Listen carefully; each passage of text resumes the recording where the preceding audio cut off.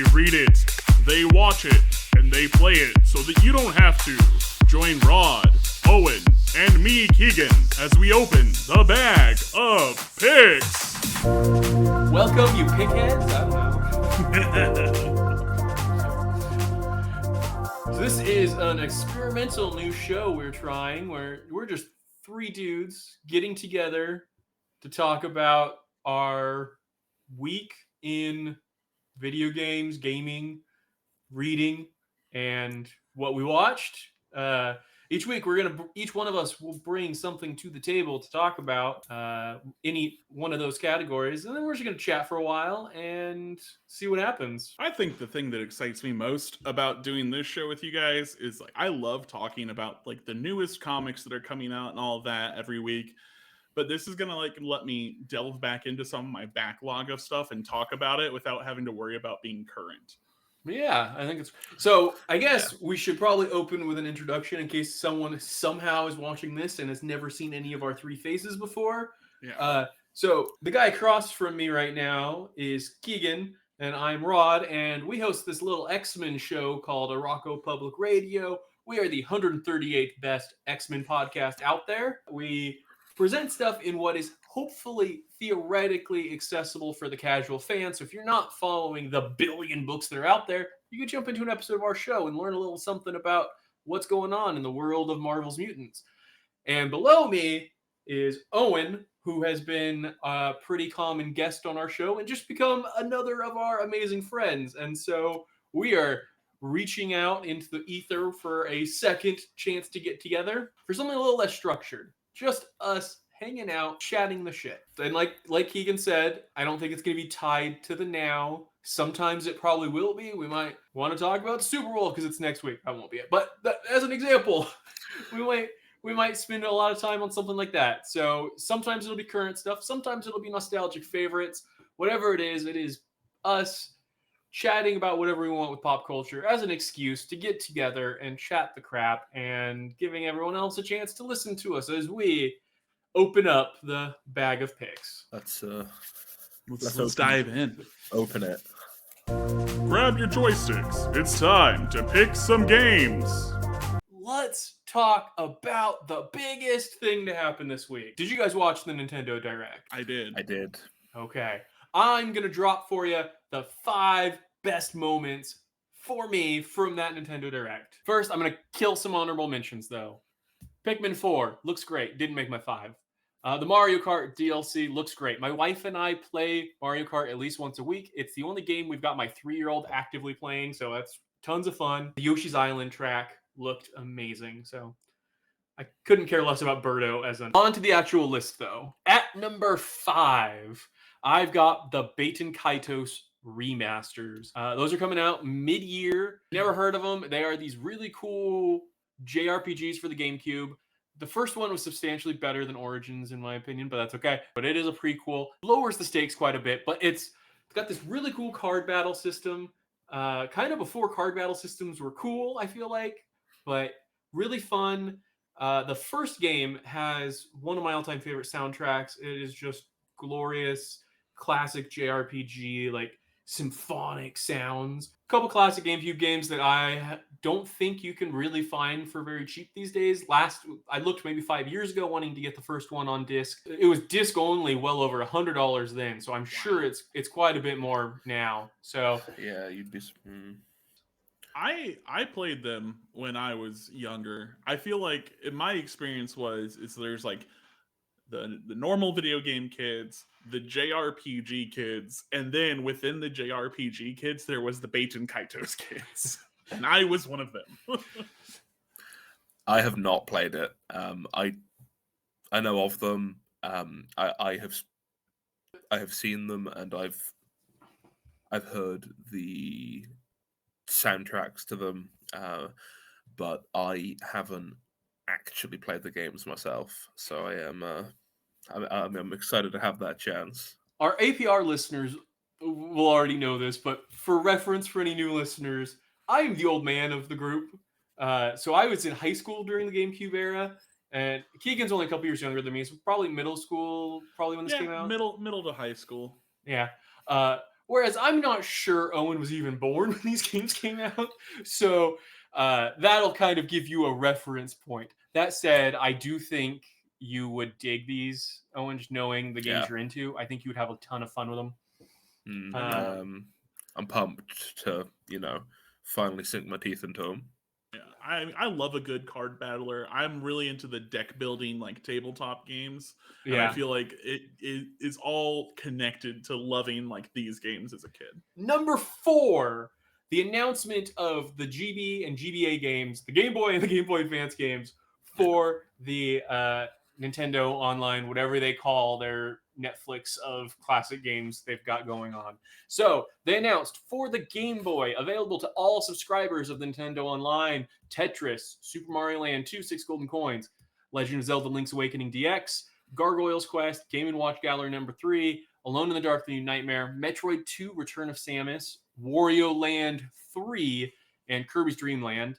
And then if you have the expansion pack, which they're going to have to rename because that only made sense when it was like all about the N64 stuff. But if you have the more expensive of their programs, you get Game Boy Advance games. And the immediate lineup is Super Mario Advance 4, Super Mario Brothers 3, which is a wasted slot. Well, I'll rant on that later. WarioWare Inc. Mega Micro Games, which is amazing. Kururin. Sorry for the mispronunciation there. Mario Kart Super Circuit, Mario and Luigi Superstar Saga, which is another like 9th grade rod. I remember sitting at lunch when I didn't want to talk to other kids playing that game. And then Legend of Zelda The Minish Cap. That would have probably been lower than Baten Kaitos if they had not included the ever-forgotten masterpiece that is Wario Land 3. And this is going to be the first super big rod hot take of the show. King of hot takes. Wario Land 3 is better than Super Mario World and Super Mario Bros. 3. It is the best Mario 2D platformer. Wario Land 3. I don't know that I can agree with you. However, I know that it's because of nostalgia goggles that I have such a hard like connection to Super Mario Bros. 3. Yeah. Don't get me wrong.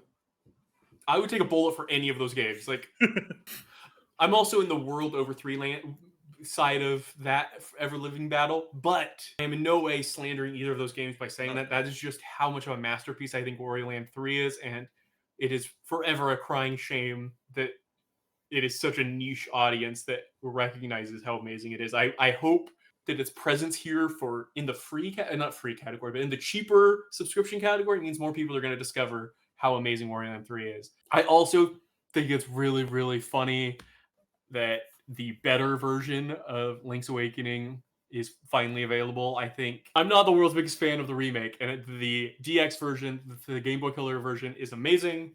I also prefer the original version of Metroid 2, so it's just great. It's just great that we get these classics back, and we don't have to pretend anymore that the remakes are better. So, speaking of Metroid, did any of you ever play Metroid Dread when that came out? I have not played Dread yet.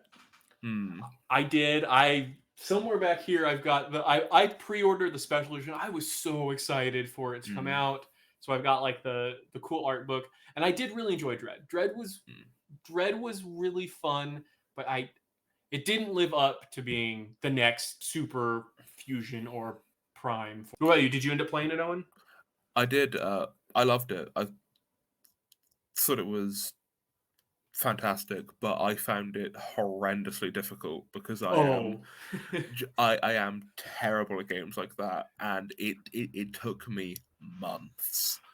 There is some brutal, and I don't know if they ever fixed it because I played it right at release. I know there was some talk of some patches to like lower hit detection and a few other things. I don't know if those ever came about, but well, it needed to, because it was a really difficult game. As far as I know, it's like difficult even on like the spectrum of Metroid games, right?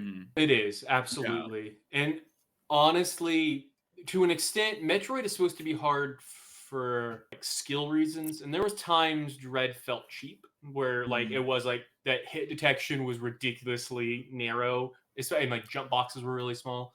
But overall, it was a really well-made game, and I think just being 15 years late had the hype built too big in my head, and so To me, it's a I get solid that. 8 out of 10. But Hmm.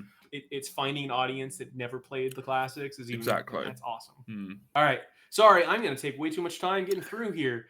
My number 3 on my list of the 5 best parts of the Nintendo Direct, the smorgasbord of old school RPGs announced. You might be getting a hint. I like my role playing games. But specifically, there's 2 I want to highlight. Octopath Traveler 2, which is the latest HD 2D from Square Enix. It's got that cool diorama-like graphics that evoke SNES pixel era graphics, but modernized. This game, though, way more steampunky than the first one or the Bravely Default games. So it evokes my favorite Final Fantasy, number 6. Like, it just feels like a trip back to that world. Yeah. The demo's out now. The game's out like next week. It's February 24th. So that 2 weeks from now. My so birthday. soon. Is that your birthday? Oh, that's great. It is. For my birthday. You guys are both February birthdays? That's right. In the superior half of February, too, the back half. Yeah. Right, but you're like 15 years older. So. What can I say? And then the other one I had never heard of. I don't think it was announced here. I think it was like announced before this, but I've been out of touch. So this was my first time seeing it. Sea of Stars. It's this gorgeous looking retro game out of Sabotage Studios, which I did not realize this is a prequel to The Messenger, which was like their Shinobi like send-up was Messenger. And that's the one that had the cool, you'd switch between the past and the present, and it would switch from 8-bit to 16-bit graphics. Did either of you play Messenger? I am familiar with it. I never Okay. played it, but I didn't know it was like related to that. It was a really good game, and yeah, this is like a like hundreds of years prequel, and prequel loosely, like it's in the same world. I don't think we know how connected the plots are going to be, but it's in the Messenger world. But it looks gorgeous. It looks like it's really inspired by Chrono Trigger, Breath of Fire, like this really specific Super Nintendo era of games that I was super into. That one also had a demo come out, and I've put about an hour into the demo, and it is really fun. Like, it is a well-crafted demo. Game's not out till late August, though, so not a birthday present for you two. Did either of you play the first Octopath? I never got around to it. Okay. I got past the tutorial, just about, and then I was like, "Oh, cool! There's other things now," and I went to play other things. However, I did get really into Bravely Default. Okay. And that's the one I did play, and then I was really excited for Bravely Default 2, and then it turns out it was the hardest thing I've ever played. So I really liked the first Bravely Default. I ended up skipping Bravely Default 2, but the first Octopath has one of the most fun game engines like ever, and it has this gorgeous look. The story is super. It leaned too hard on the gimmick of like you play through each character's introduction and collect the 8 characters, and they come together, and like once they come together, the plot just is like nothing. Like the gimmick was you played the 8 like unique origins, and then they came together, and all the names started with a letter that ended up spelling out Octopath. Like, that's cute. So the story really brought the first game down. So I'm hoping this will have a little more of a mature story, and like that'll keep the game going, because the gameplay is really cool, and it really streamlines a lot of the old like 90s JRPG mechanics. Number 2, probably going to shock you guys a little. I think you probably know what 1 and 2 are, but number 2, Legend of Zelda: Tears of the Kingdom. I expected this at number 2 for you. Oh, okay. See, I thought going into the damn thing, this was going to be number 1. Breath of the Wild, if I take off my nostalgia glasses, is my favorite game of all time. Like, I have so much love for Zelda Breath of the Wild.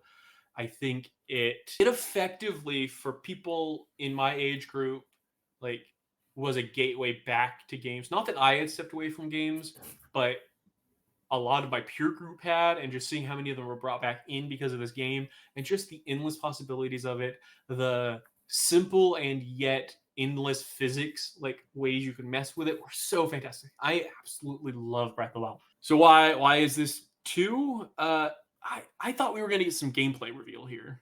to me, it's insane. We're 3 months from this game's release, and all we got was a second trailer. Like, that's all we've really gotten is two. We had a teaser 5 years ago, and then we've had two trailers. We got no gameplay reveal beyond like hints in the trailer. It wasn't a disappointment. Like, this is still super awesome. Since the reuse in the Breath of the Wild world, like, they really showed the scale of how much you've got these sky islands that you're traversing, and it's showing his ability to basically glide down off of them, which is very, very evoking of Skyward Sword. Thank you. But then we did get some hints. Like, there's a scene where you see him using his physic powers to take a wheel out of a pond and put it on a car, and then the next scene he's driving that car.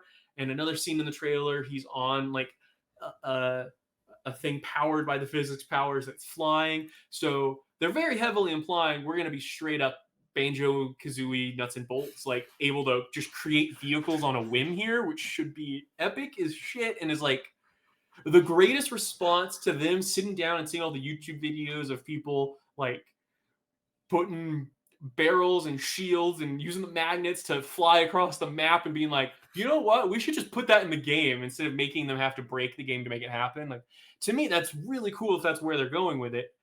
But at the end of the day, keeping it from number one is the fact that all it was that trailer. What are you guys feeling on Tears of the Kingdom?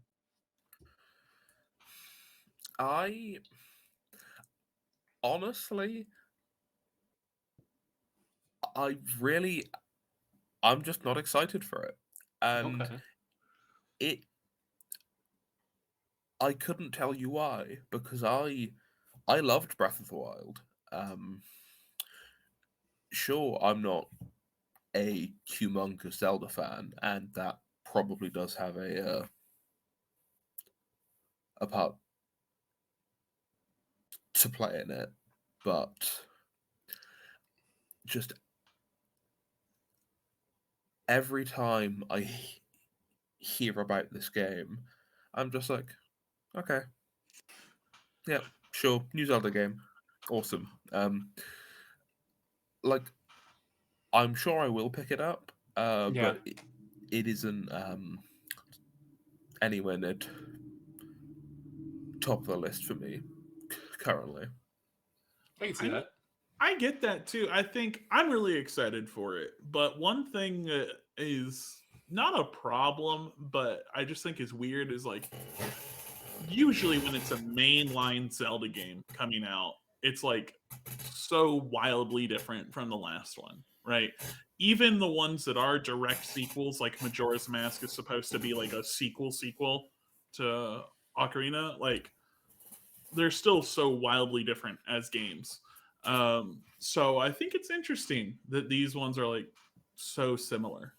Well, that's the early teaser. They were really trying to push almost subconscious, but like it evoked. They wanted us to think this was going to be the Majora's Mask to Breath of the Wild. That yes, it's going to reuse a bunch of the world and it's the same characters, but there's going to be a big difference. Like we saw down in the catacombs, and like they discover what we assume is Ganondorf, and like the music is the reversed music, and it's Mercer. Yeah.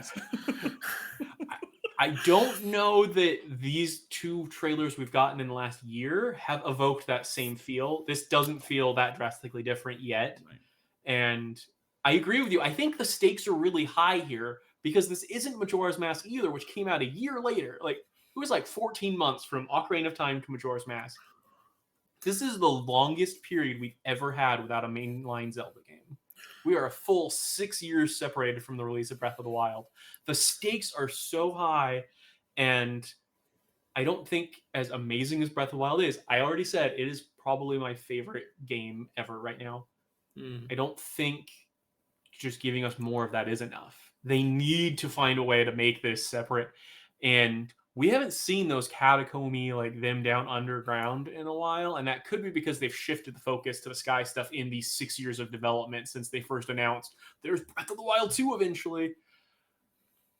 I think we're going to have to see something really cool with the dungeons, whether they're the floating islands or if we go back to the catacombs. They're going to have to show us some really, really impressive dungeons to really sell this as worth it 6 years later. That said, little fanboy in me is very hyped. Number one. Everyone knows it. This game was rumored for years. I remember when I was super hyper fixated on Nintendo in that like 2018, 2019 window of we'd had the best game of the year ever between Breath of the Wild and Mario Odyssey, and we were like waiting for what's going to be next for the Switch. And we were told Retro had come back and had redone Metroid Prime. We had been told that long ago. And yet the reveal was so much better than I could have imagined because I will never forget the day I got Metroid Prime. I grew up obsessed with Super Metroid, right? It was like one of my childhood favorite games. And on their release date, I bought Metroid Fusion, the Game Boy Advance game, because I was going to play the real Metroid. I didn't want the first person shooter, totally different game. I bought Metroid Fusion with my saved up lawnmower and my neighbor's money. And then for Christmas that year, so like 3 or 4 months after the game comes out, a family member that knew I was obsessed with Metroid got me Metroid Prime. And I had seen all the magazine reviews. God, I'm dating myself how old I am. But all of the cutting edge reviews that came out in a magazine like a month after the game came out, all were giving this game like 10 out of 10. And I was like, okay, I'll give it a shot. And I was so blown away from the moment I sat down to play it. To me, it was like, oh my God, this is what gaming will be. And in that reveal trailer, it felt like what I felt like watching it back in 2002. Like if you actually look at this remaster next to the original game, it's really clear how amazingly redone everything is. But they captured my childhood feelings perfect with this new coat of paint they put on it. It's just one of the most mind-blowing, gorgeous games ever. And the way they handled the like release imminent part of the trailer to hint that they were shadow dropping it, and then they shadow dropped it. One of the best reveals ever in a direct. I was so over the moon, and I'd semi had it spoiled. I had told both of you, like, oh, the big rumor is we're finally getting Metroid Prime, and it still blew my mind when it happened. It was so awesome. I haven't bought it yet. I bought it. I played literally just the opening sequence because I have a 3-year-old who's been sick all week, so I've not had time to actually dive into the remaster, but everyone is saying how great it is, and just looking at the trailer and watching a couple clips I've seen and just watching the intro. The intro to that game is so gorgeous. I am over the moon. I mean, the music in that game too is just so phenomenal, and I'm so excited to just go and experience it again. I want to say it bodes really well for a couple of reasons because we know Retro did just the remaster of 1 before they got reassigned to Prime 4. So it kind of gives us a hint on what to expect from Prime 4, that a lot of the features, like the control scheme that they added here, is probably very similar to the control scheme of 4, because Nintendo is really great at saving resources and like moving stuff between games and stuff. So very similar new control scheme for whatever 4 ends up being. We also know, since it was finished a while ago, they sat on it in the can, and releasing it now probably means 4 isn't that far away, because they're not going to put this out. Like, they wouldn't have sat on it if they weren't saving it for within a certain time frame of 4's announcement to build hype. I hope you're right. Was there anything from the direct I didn't mention either of you want to like highlight? I'm sure Keegan is really excited for the Tron visual novel. Listen, I love Tron Legacy. Tron Legacy is a fantastic movie. It was ahead of its time. It didn't get the due that it deserved. And I have been disappointed by everything after Tron Legacy to come out of Tron. Yep. The animated series, not great, died. The fucking visual novels, just, it looks so mid. I'm just so... Anyways, no, I'm so mad.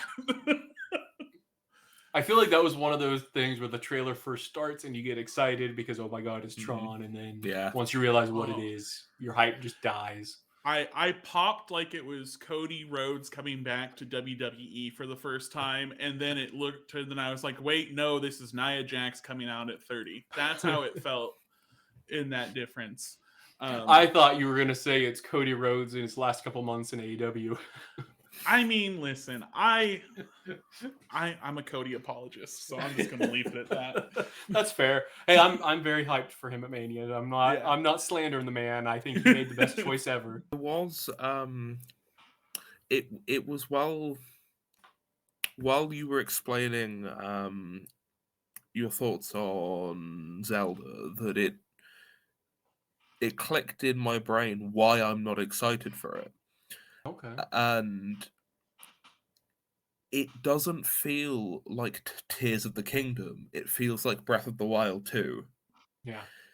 It doesn't feel like its own standalone little thing. It just feels like the exact same thing, but as a sequel. And It's against the spirit of what Zelda has stood exactly, for its It- entire. exactly that. It almost feels like DLC. Yeah. I will say I definitely get that vibe. I'm hoping that is just misplaced marketing on their part. That Yeah. that they're riding the wave of how much people have now. Ironically, makes me feel ancient nostalgia for Breath of the Wild. That they're evoking too much Breath of the Wild, like identicalness. That's why I wanted more of a gameplay reveal, because I want to see how it's different, and hopefully it is more different than it looks like. Dust off your reading glasses and check out what we read this week. I thought for our first week on Bag of Picks, I would tell you all to read, and I'm here to talk about a series of fantasy books, which are the reason I actually got into fantasy. And no, it's not the one you're thinking of. This is a series called The Demon Cycle by Peter V. Brett. It is a series of 5 novels consisting of The Painted Man, Daylight War, Skull Throne, Desert Spear, and The Core. And a novella called The Messenger's Legacy. And it is a world where these demons known as callings, at night they will crawl out of the earth and terrorize villages, and the only people who leave these villages are messengers, because all of these villages are protected with defensive runes, and all of these runes sort of protect from different types of demons. And the messengers are taught these runes to sort of draw circles around themselves so they can camp out in the middle of the wilderness. The first book follows 3 people. However, the one that interested me when I first read it was Arlen's story, because Arlen is the titular painted man of the first book, because Arlen, throughout his story, discovers the long lost art of combat runes, and he decides, whereas the old warriors would have put these on weapons and things, he tattoos himself with combat runes in order to be able to run during the night and be able to fight callings. And this book, this concept changed my mind on fantasy more than anything afterwards. The amount of Dungeons and Dragons campaigns I've written that this has inspired, just this series was everything to me. That sounds so cool. Yeah, that sounds amazing. What was the author's name? Peter V. Brett. Peter V. Brett. Would, if you like had to compare it like tonally to something else fantasy wise, would you be able to compare it in tone, or is it kind of completely on its own? In tone, I'd say it's more akin to Game of Thrones, but not as dark. Okay. And it leans a lot more into the fantasy aspect than Game of Thrones does. But it definitely has the dark, overlooming sort of grit of Westeros. Okay. That's How definitive an ending would you say it had? Does it wrap up pretty conclusively, or?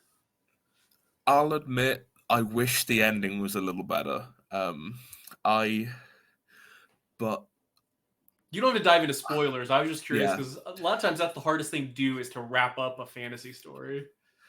I think it's because obviously I was so invested in this book. This book came out when I was 10, and I read this book when I was 14. So at that point, I had a good 3 or 4 books to just whiz through at once in that series, and then suddenly I found myself waiting for more. Yeah. And then the last book came out when I think I was 17, and it felt like I had been waiting for the last 7 years for this, and then it was just kind of like, okay, there you go. It's all sort of also there now. We're not going to answer everything, and some of the biggest questions you have, we're going to ignore. But So when you opened with the comment that, oh, it's not the one you were thinking, you're completely right, because I thought it was going to be all dwarven erotica. So you definitely did not go the way I thought you were going. well, tune in next week. I think, and you bring up that like you had like 4 books to read through, and then you were waiting. That is such a familiar problem for me. Yeah. Like I come into series late usually, so and then I just speed through like 4 books, and it's like, okay, well, there's 2 more books in the series, but they haven't released the 5th one yet, and then I'm just like, oh, okay, well, I guess I'm just gonna die. Like, Well, and then you feel like a dick because you complained to the fans who had to also wait for those 4, but they're like, you're still a new fan. You're like, no, I'm also in agony. But absolutely, I have a book series like that I'm gonna bring eventually. That I've been waiting for book 6, and the author announced that it's going to be book 6 and 7 to clean it up. I think I have a funny feeling actually who that author might be.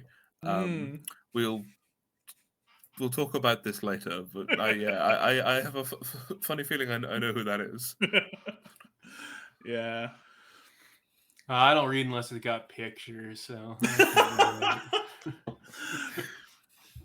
I feel that way sometimes. I have a hard time sitting down and reading, but when I actually get to do it, then I hit like a stride for a long time where I'll read a bunch and neglect everything else. No, I'm definitely kidding. I actually went undiagnosed with ADHD as a kid because I was always reading, so they assumed that I could focus, but really I was reading what I wanted to read, and as soon as I was told to read something, I had no interest in it. So Before you judge what these guys watched, remember, you're watching them right now. Glass Houses. So, today I bring to you a show that was 1 season long in Firefly. You would think, because it came out in the mid 2000s and it was canceled before the first season ended, but no, it's not Firefly.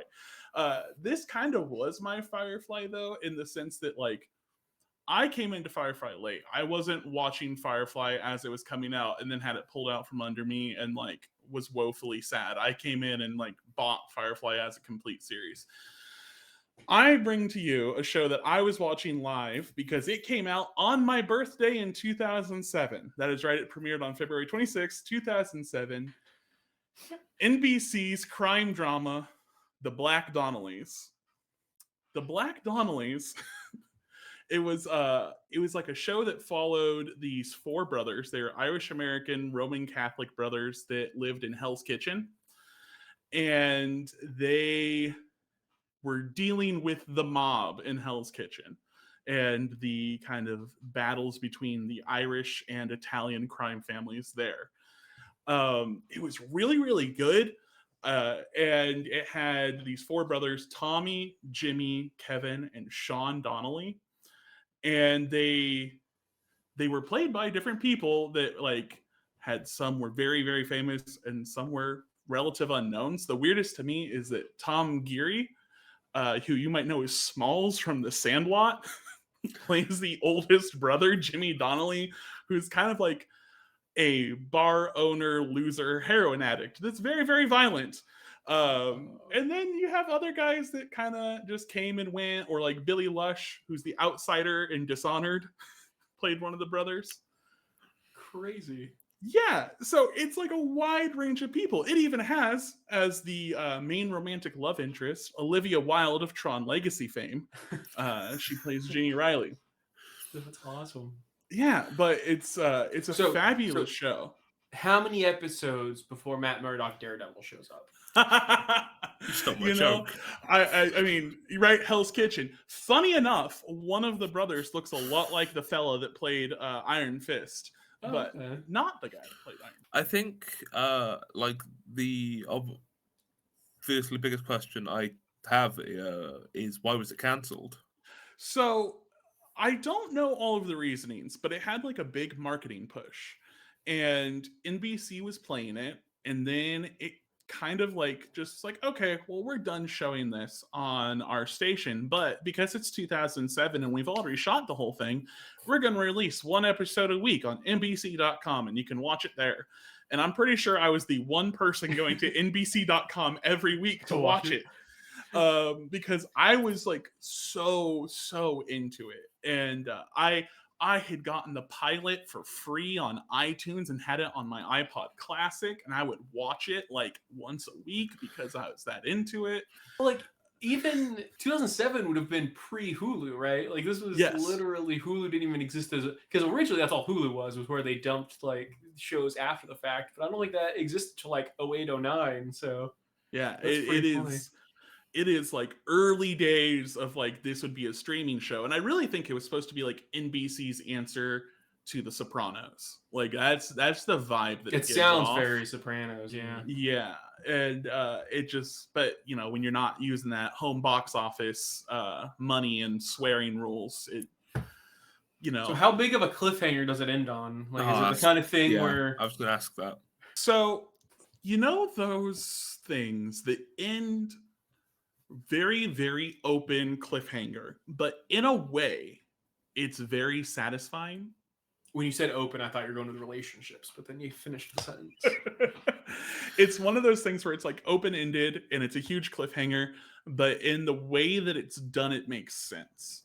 The whole show is kind of like a framing narrative where one of their childhood best friends, Joey Ice Cream, is an unreliable narrator talking to the police about crimes. And the way it ends, I don't want to give too much of a spoiler, but the last lines is Joey Ice Cream voicing over saying, you know, that's the thing about the Donnellys, they could never make it more than a block out of the neighborhood, as something like horrifically tragic is happening. Right. Okay. I'm gonna have to check this show out. So I rewatched the pilot today. You can watch it on the Roku channel.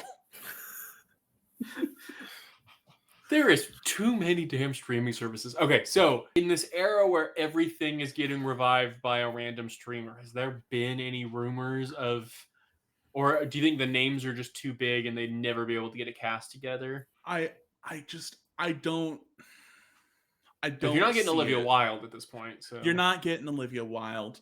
Of Tron Legacy fame. Of Tron Legacy fame. You know, Tron Legacy blew her star up so big.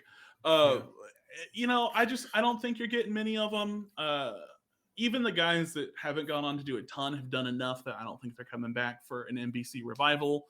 Their mother, who is like, you know, so important to the show, it's freaking Janeway from Star Trek.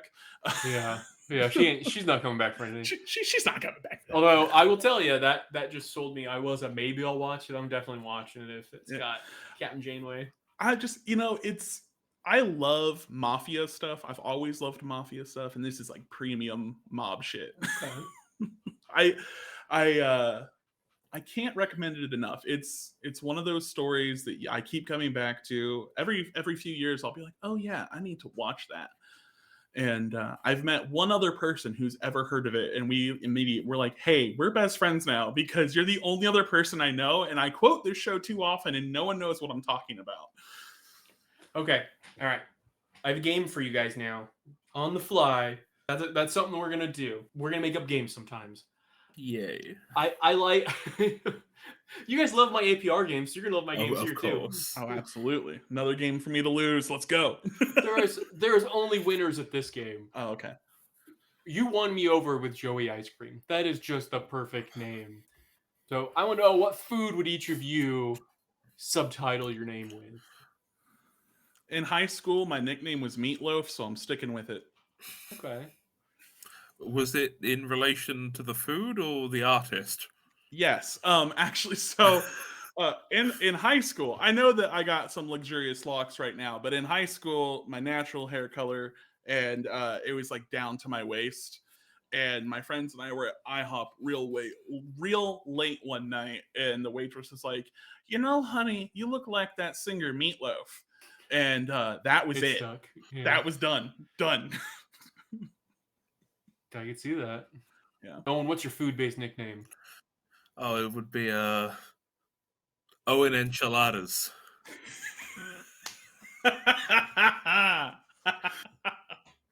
Okay, here's a cultural thing that I am surprised that you guys don't have a different name for enchiladas over there. Nope. And if we do, that's not what I call them. They're just enchiladas. We might do. I don't know.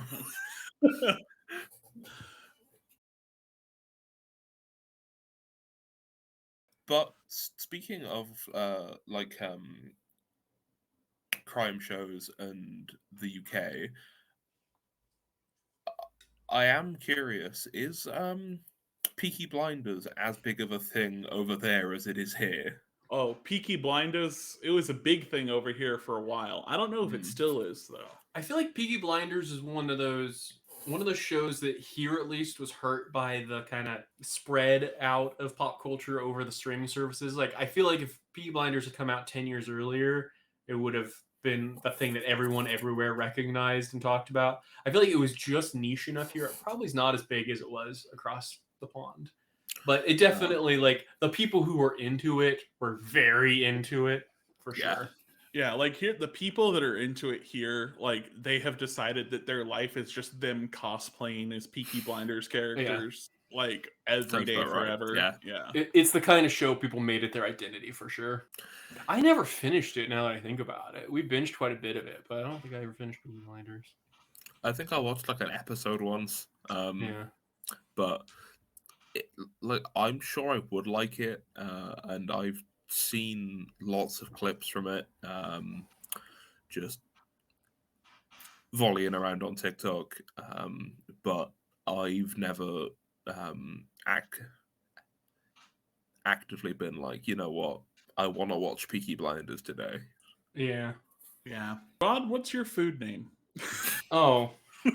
You don't get out of this. I thought I escaped the game. It's your game. You can't escape this. Except I had. You gave me an out. And, I'm not letting that go. Not after I had to release the Meatloaf lore. You're getting in on this. Call me Tootsie Pop. I like it. Did you guys? Maybe this was only in America. I mean, it was an American folklore. It never even was actually a thing. But did you guys have that gas station where you could take the Tootsie Pop wrapper with the Indian and get a free one, even though they...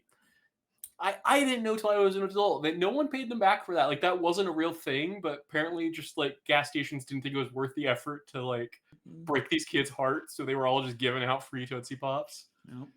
Do you know what we're talking about, Owen? No, I have no clue what any of those words mean. So Tootsie Pops, at least in America, the wrappers have like about 20 different pictures that they could have like spread out on them, and one of them is an Indian shooting a star with a bow and arrow. Right. And growing up, you always heard if you take one that has the Indian on it to the store, they'll give you another Tootsie Pop. Okay. And this has been like American folklore probably forever. And if you send the wrapper to the Tootsie Roll company, they actually send you a certificate about how it's an urban legend. They don't even send you like a gift card for your efforts. They send you a flyer that explains the history of this legend. But that's great. Most American kids from the 80s and 90s have this story about like they could walk down to their local gas station and the nice cashier man would give them a Tootsie Roll. So like it became this just goodwill thing where people would give you a candy even though they weren't getting paid for it. I almost have to ask, just because you seemed so confused by the entirety of us being old. Do you all have Tootsie Pops? I'm so glad you asked that because that leads nicely into my next question.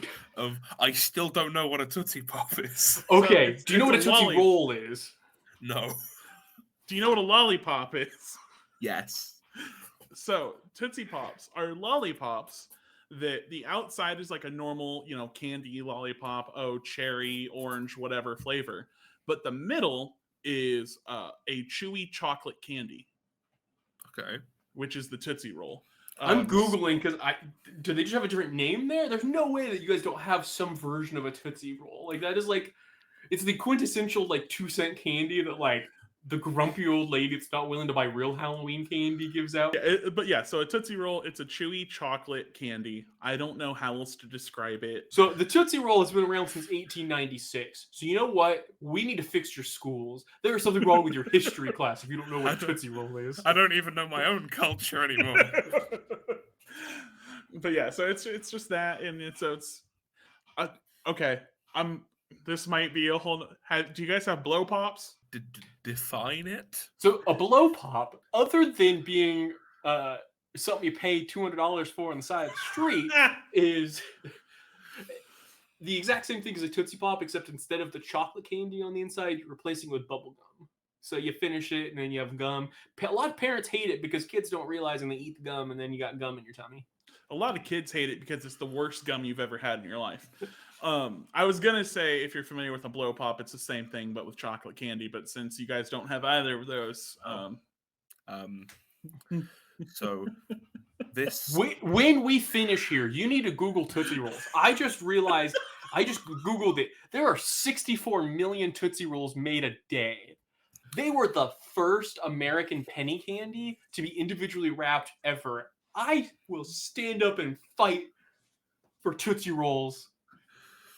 So it seems like this entire first episode is just going to be me getting bullied for not knowing American food. It's a confusion thing because like it's candy, But you know what? It makes sense because we're not allowed to have the good eggs with the toys in them. Oh yeah, you can't have Kinder eggs, can you? Yeah. We're screwed on egg candy two ways because we also get the shitty version of Cadbury's now. I remember Cadbury eggs being good when I was a kid, and now we get the filth. Plus, if you've ever seen the size comparison when they like show you the English Cadbury and they show you the American Cadbury, and it's like so wrong. And then the Kinder eggs where we can't give our kids toys inside of packaging or they'll eat them because. Yeah, does that say more about you guys or us? No, it definitely says more about us. Whether it's that we're dumber or that we eat way too voraciously, I don't know which one it is. Maybe a bit of both.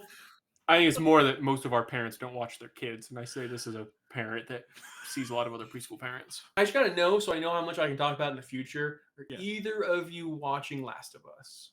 Yes. I will be. I'm not watching it yet because I haven't got the right account because we don't have like HBO Max here. So I have to use Now TV. Oh, that sounds so annoying. Never even. Yeah. Okay. Don't have Tootsie Rolls. Don't have HBO Max. Just I know. Third world country over there with your actual healthcare system. I know. I've only watched up past episode 3. I haven't seen 4 or 5 yet. Okay, spoilers. I don't know when it's going to be my turn to be watched, but both of you will need to catch up by then. Are we exiting the bag? All right. We can remove our hands from the bag now. Yes. Oh, one of you was sweaty. Yeah, that was me. I sweat when I'm being bullied.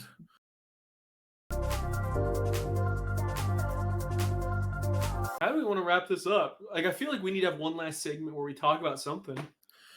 I had a random question. I was thinking about asking at some point, so I can just go into that if you want. Let's do it. So, fellas, for the sake of random topics and all forms of media, I as a big fan of music, not sure if you guys have music in America, but thought Weird Al Yankovic came from America. Thank you. We got both kinds. We got country and bluegrass. We have appropriated every kind of music on the planet. Thank you. I thought I would ask randomly. I haven't given them any prep to this. What is your Desert Island album? Shoot. Okay, hold on. I have literally 7 albums behind me, and I have to look. Is it any of these? Because mine, anyone who has watched any of my TikToks where I talk about music, it is an album by a English industrial metal band called Loathe, and the album is called I Let It In and It Took Everything. It came out in 2020, and I still think it is the best album ever made. Wow. That is awesome. Ooh, I'll have to check that out. Go ahead, Keegan. I can't decide. Why can I only have one album? I have never heard Desert Island individual. Usually it's like your Desert Island 3 or Desert Island 5. Just one. The one Hit me with it. tough as hell. Okay. I'm going to do this. Okay. You know what? Okay. So I am going to pick one album somehow, some way. It's going to be from one of my multiple favorite punk bands. This band is a circus folk punk ska band. They're called World Inferno Friendship Society. They are one of the greatest bands of all time. Their lead singer, unfortunately, passed away a couple years back now. But my favorite album of theirs, and it's the one that I will take with me to the desert island, is called Addicted to Bad Ideas, Peter Lorre's 20th Century.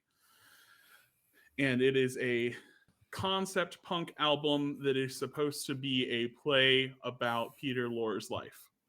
The actor who was in M. Interesting. Okay. Yeah. I haven't heard of any of that, but I will definitely give that a listen. It's weird. I just set both of those to my Spotify to listen. All right, guys.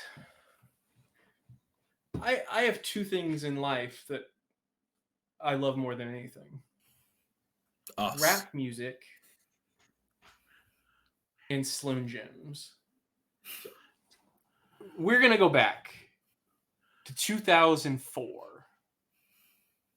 In 2004, a man named Randall Mario Poffo released his debut, and as far as I know, only rap album. Have either of you ever listened to Be a Man by Macho Man Randy Savage, the greatest rap album of all time? Are you... You mean to tell me that you walked this long road to drop Macho Man Randy Savage? Not just Macho Man. Macho Man's rap debut album. It was fantastic. You guys are crazy for giving me this look right now. If I'm stuck on a desert island, I want to be able to listen to that Hulk Hogan diss track anytime I want. Is it actually a Hulk Hogan diss track? Do you want me to read you some of the lyrics? I'm trying to figure out how much of this is a bit because I'm agonizing trying to pick between two bands that are like the most important things in the world to me. And you're coming over here with Macho Man Randy Savage. Huh. Hulk Hogan, Hollywood Hulkster, whatever they call you, I'm coming after you, coward. Hot diggity damn, Hulk. Afraid you set it off. Set it off. Used to be hard, Hulk. Now you done turned soft. Doing telephone commercials, I seen you. Now let me ask you, how old do you think Randall Mario Poffo was in 2004? 53. He was a 51-year-old man when he released that diss track. I was gonna say 50, so yeah, that tracks. But I'm changing my answer to the single that was the song for Mercenaries 2, the video game, the commercial called "Oh No You Didn't." No, I'm not actually changing my answer to that. I'll be honest. I'm not like the big like if I'm working out and I'm listening to a podcast, not music. Like I'm not the most musical person, but if like gun to my head, it would probably be like I don't know, a Streetlight Manifesto CD or a System of a Down CD, like something with a little bit of political aggression and a little bit of like fun energy. Would it be Everything Goes Dumb? Would it be The Hands That Thieve? Sorry, I just yeah, that's fair. That's fair. We live similar lives. Could also be a Flog and Molly. I throw them on pretty often, I feel like. You know what?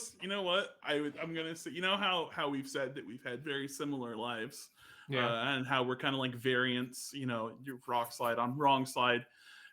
Nothing sums it up better than you're a flogging Molly guy. I'm a Dropkick Murphys guy. I do love both. Yes, of course. I love both too, but I've seen Flogging live more than I've seen Dropkick live. How about for next week, instead of us each prepping one, do you guys want to do just doing Desert Island made me think of it, like our top 3 or top 5s, and like all 3 of us do all 3 categories just to like give everyone a gauge of our tastes. Like that 3 favorite games, or 3 favorite. So top 3 watch, top 3 videos or games, and top 3 reads. But maybe we get more specific. Like with watch, do you want to go specifically movies or specifically shows? Maybe instead of being vague and trying to do a mix of both.